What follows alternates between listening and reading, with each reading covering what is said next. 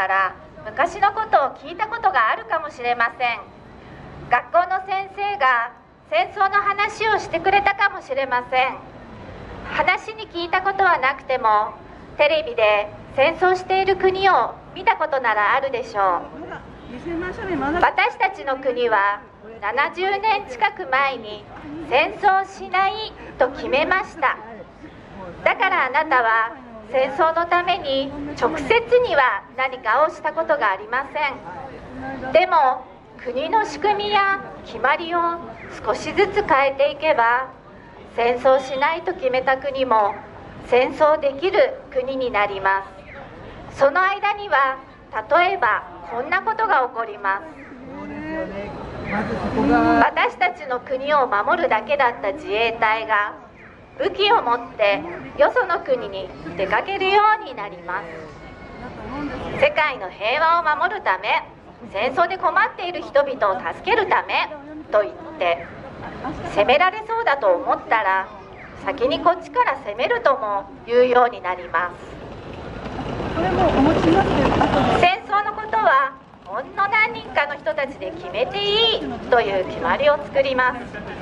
他の人には戦争することにしたよと言います。時間がなければ後で。政府が戦争するとか戦争するかもしれないと決めると、テレビやラジオや新聞は政府が発表した通りのことを言うようになります。政府に都合の悪いことは言わないという決まりも作ります。みんなで普段から戦争の時のための練習をします。なんか変だなと思っても、どうしてと聞けません。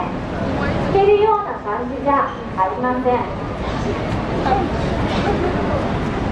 学校ではいい国民は何をしなければならないかを教わります。どんな国やどんな人が悪者かも教わります。街のあちこちにカメラがつけられます。いい国民ではない人を見つけるために、私たちもお互いを見張ります。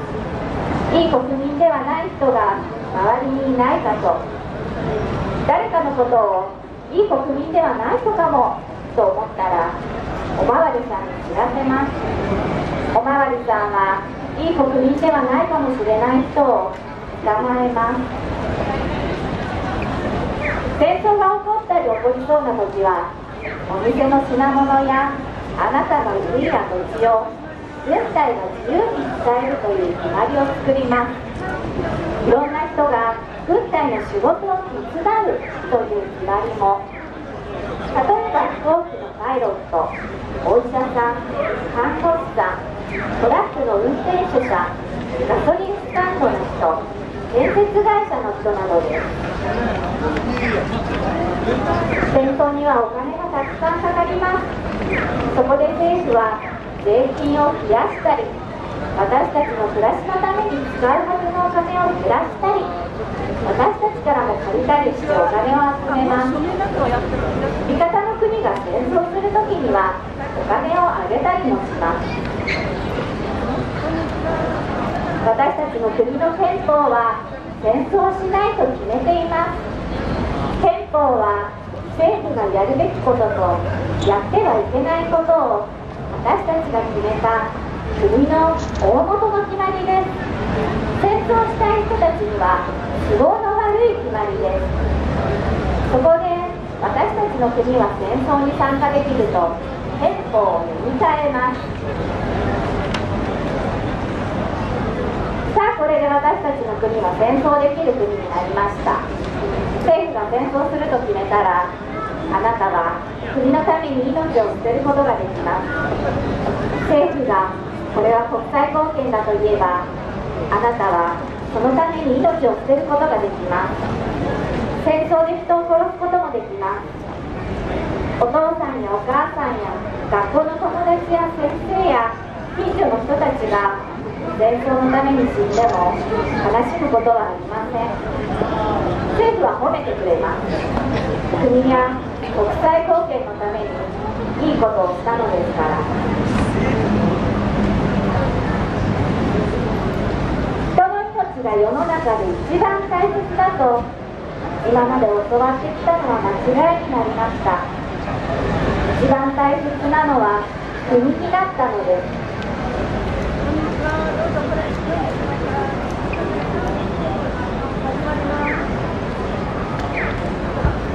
もしあなたがそんなのは嫌だと思ったらお願いがあります。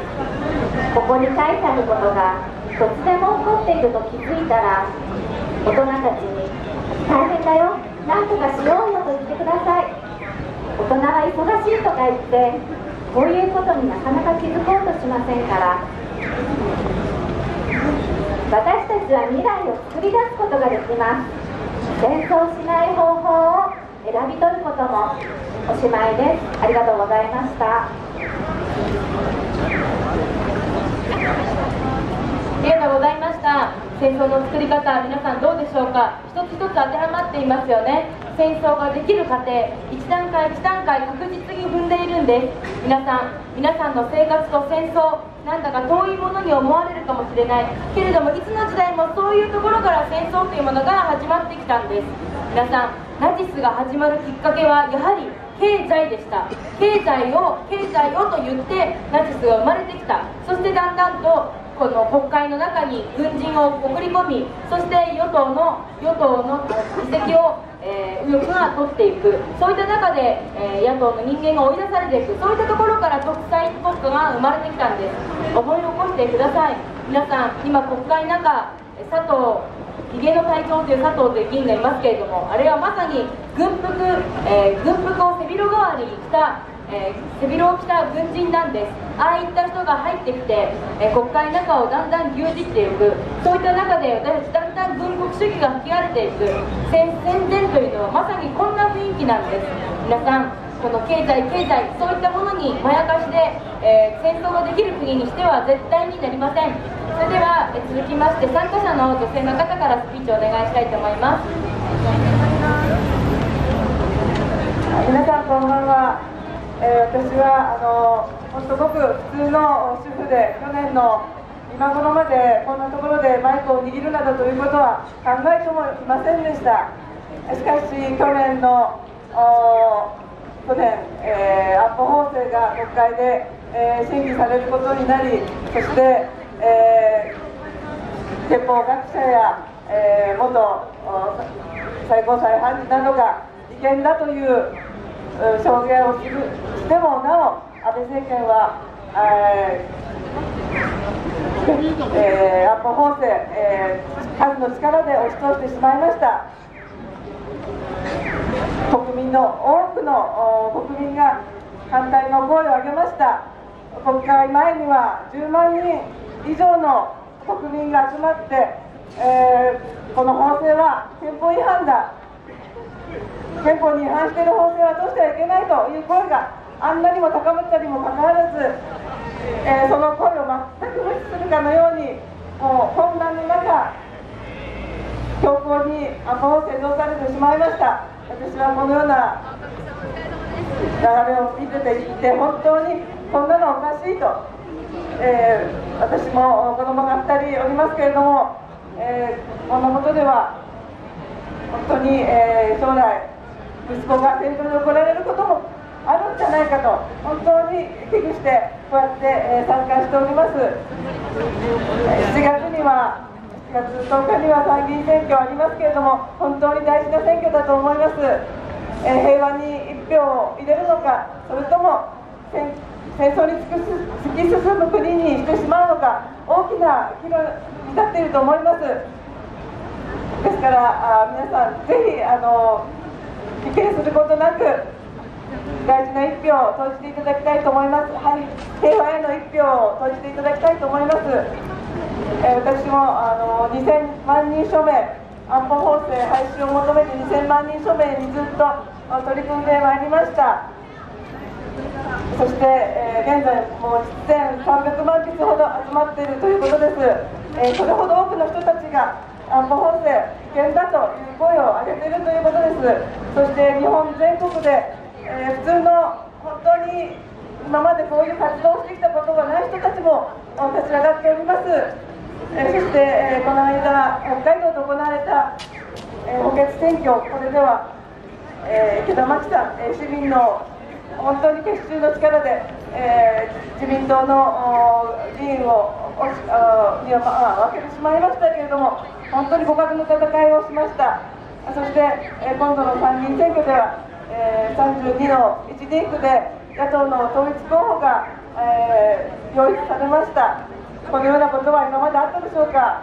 戦後、野党が一緒になって、選挙に臨むということ、これは、市民の方々が本当に、野党共闘頑張れ、自民党に任せていたらこの国は本当に戦争に突き進む、国になってしまうという、そういう国民の声に突き動かされて、野党の方々も、意見の相違はあったにしても、一つに戦争法廃止のということで一つにまとまったのだと思います。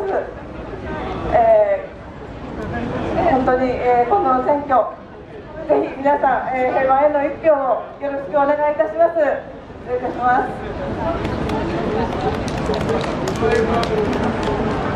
どうもありがとうございました。すみません、業務連絡です。次のお芝居に出る役者の方は来てください。すみません。それではご通行中の皆さん、こんばんは。お仕事大変お疲れ様です。皆さん、今回7月10日参議院選挙です。明日から参議院選挙が始まります。今ここに集まっているのは、個人で集まっている市民の人たちです。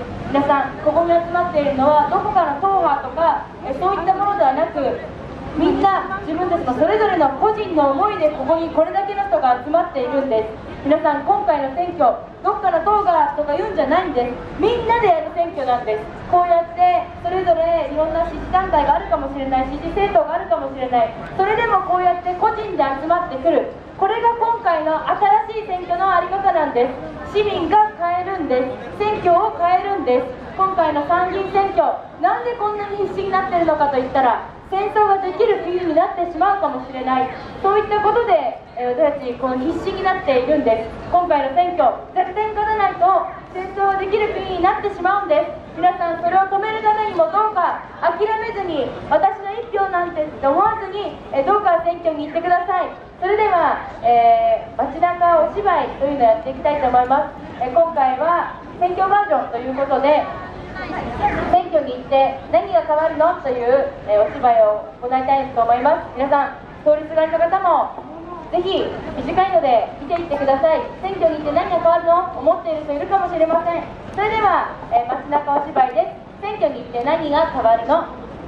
それでは短いお芝居ですので、ぜひ今ご通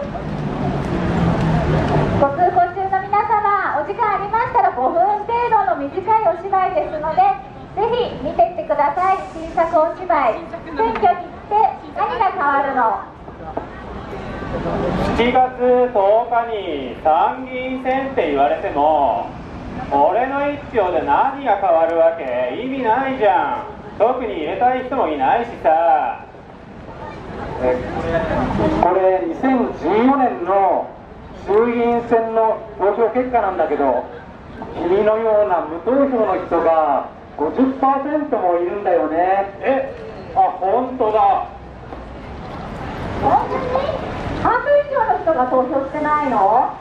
舛添さんがめちゃめちゃ批判されてやめたけど、批判してた人たちはちゃんと選挙で投票していってたのかな。